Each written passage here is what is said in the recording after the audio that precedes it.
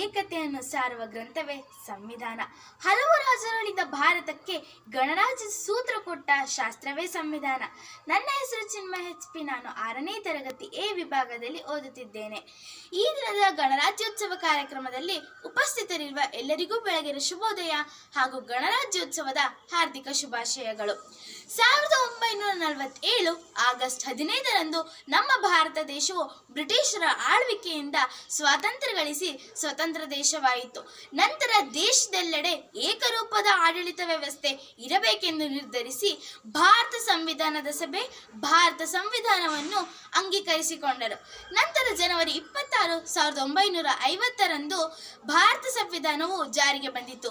ಈ ನೆನಪಿಗಾಗಿ ಪ್ರತಿ ವರ್ಷ ಜನವರಿ 26ರಂದು ಗಣರಾಜ್ಯೋತ್ಸವವನ್ನು ಅದ್ದೂರಿಯಾಗಿ ಆಚರಿಸಲಾಗುತ್ತದೆ. ಹಾಗೂ ಸಂವಿಧಾನವನ್ನು ಜಾರಿಗೆ ತರಲು ಶ್ರಮಿಸಿದ ಎಲ್ಲರನ್ನೂ ಸಹ ನೆನೆಯುವ ಹಾಗೂ ಅವರನ್ನು ಸಹೃದಯದಿಂದ ನಮಿಸುವ ದಿನವೂ ಸಹ ಇದಾಗಿದೆ.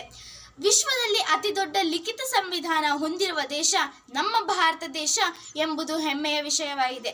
ಇನ್ನು ಭಾರತ ಬೃಹತ್ ಸಂವಿಧಾನವನ್ನು ರೂಪಿಸುವಲ್ಲಿ ಅಂಬೇಡ್ಕರ್ ಅವರ ಪಾತ್ರ ಮಹತ್ವದಾಗಿದೆ.